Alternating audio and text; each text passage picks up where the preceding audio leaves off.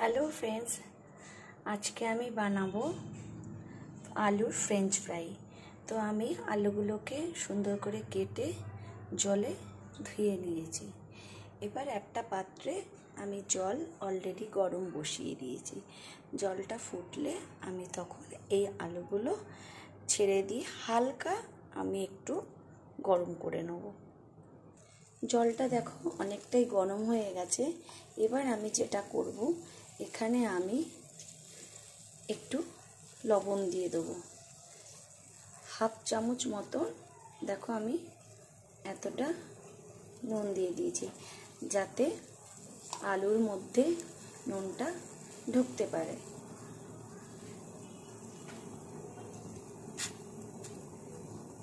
এবার আমি আলুগুলোকে ঢেলে দেবো।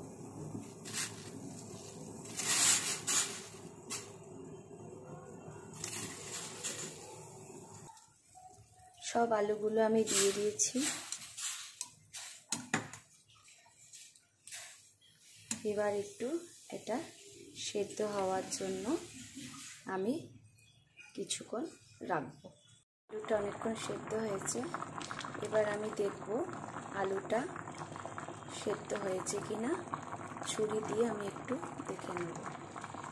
হ্যাঁ, হালকা সেদ্ধ হয়েছে, পুরোপুরি সেদ্ধ করা যাবে না, এটার জন্য হালকাই সেদ্ধ। এবার আমি গ্যাসটাকে অফ করে দিয়ে আমি জলটাকে গেলে নেব। আলুটা জল ঝরিয়ে সেদ্ধ করে নিয়েছি হাফ। এবার এটাকে আমি একটু ফ্যানের হাওয়াতে শুকিয়ে নেব। এটাকে আমি ফ্যানের হাওয়াতে শুকানোর জন্য দিলাম। এটা শুকিয়ে গেলে তারপরে কি এর মধ্যে মশলা অ্যাড করব তোমাদের দেখাচ্ছি। আলুগুলোকে আমি সেদ্ধ করে হালকা শুকিয়ে নিয়েছি।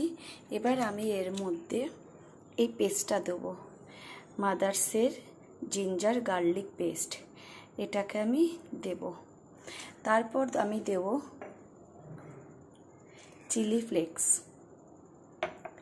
তারপর আমি দেব একটু চাট মশলা।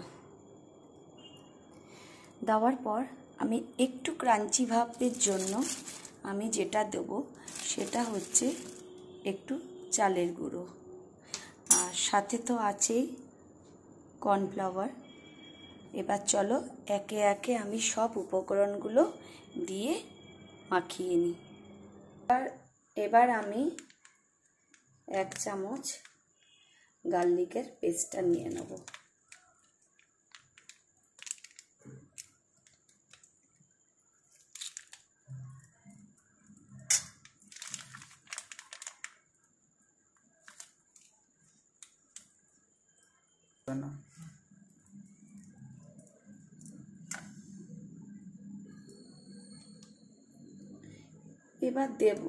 এবার দেব আমি একটু চিলি ফ্লেক্স।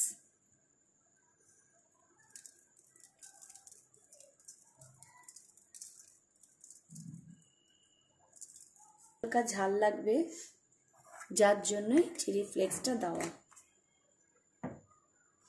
এবার দেব একটু চাট মশলা।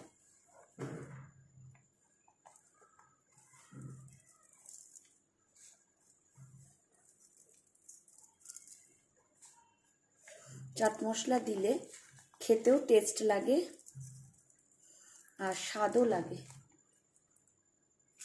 এরপরে দেবো আমি একটু চালের গুঁড়ো।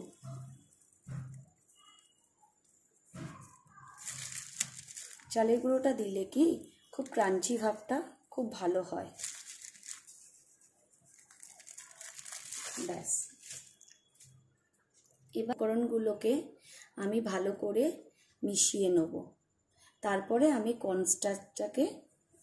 কর্নফ্লাওয়ারটাকে আমি তারপরে মেশাবো। দেখো আমি সুন্দর করে মাখিয়ে নিয়েছি।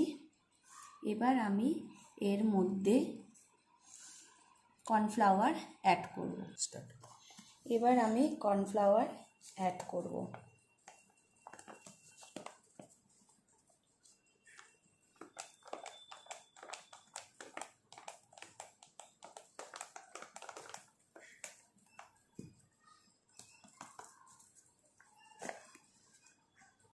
দেখো এইভাবে কর্নফ্লাওয়ারগুলোকে মাখিয়ে নিয়েছি। এবার তেল গরমে বসিয়ে ভেজে নেব। কড়াইতে তেল দিয়ে দেবো, কড়াই গরম বসিয়ে দিয়েছি।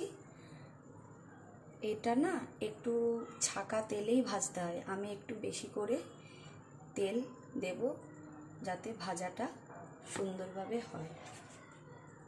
তেল গরম হয়ে গেছে, এবার আমি একটা ছেড়ে দেখব কতটা পরিমাণে গরম হয়েছে। হ্যাঁ, গরম হয়েছে। আমি একদম লো ফ্লেমে এগুলোকে ভেজে নেব।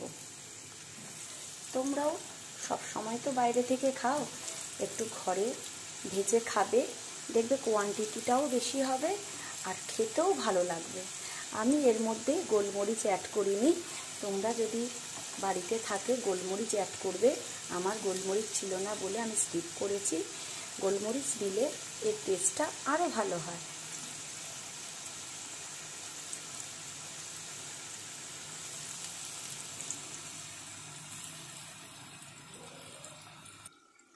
বেশি প্রথমে দেব না, অল্প অল্প করে জিনিসগুলোকে ভেজে নেওয়ার চেষ্টা করব।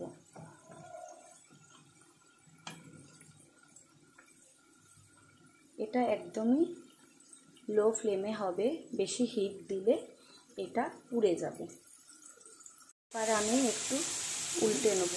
আর আমি উল্টানোর জন্য এই ফোকটাকে ইউজ করছি, কেন ফোক দিয়ে ভালো উল্টানো যায়। দেখো অনেকটা ভাজা ভাজা হয়ে গেছে, এরকমই লালচে লালচে কালার হবে, তখনই তো মচমচে হবে আর খেতে মজা লাগবে না বন্ধুরা। তো চলো আর একটু বাকি অপেক্ষা, তারপরে তো খাওয়ার পালা। হয়ে গেছে, এর থেকে বেশি ভাজলে পুড়ে যাবে। দেখেই মনে হচ্ছে মচমচে হয়েছে। আর আমি এর মধ্যে কোনো কালার হলুদ কিচ্ছু ইউজ করিনি, যা কালার দেখছো তার নিজস্ব কালার আলুর। তো চলো এবার তুলে নেওয়া যাক। হয়ে গেছে, এবার আমি এগুলোকে আস্তে আস্তে তুলে নেব। দেখেছো সাউন্ড, মানে কতটা ক্রাঞ্চি হয়েছে, যার জন্য এরকম সাউন্ড। দেখো বানিয়ে ফেলেছি টমেটো সস আর রেড চিলি সসের সাথে।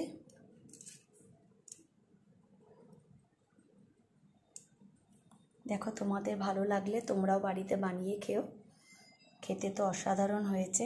আমার ছেলে আগেই খেয়ে নিয়েছে, তুলে খেয়ে বলছে মম ভীষণ ভালো হয়েছে, খুব টেস্টি হয়েছে।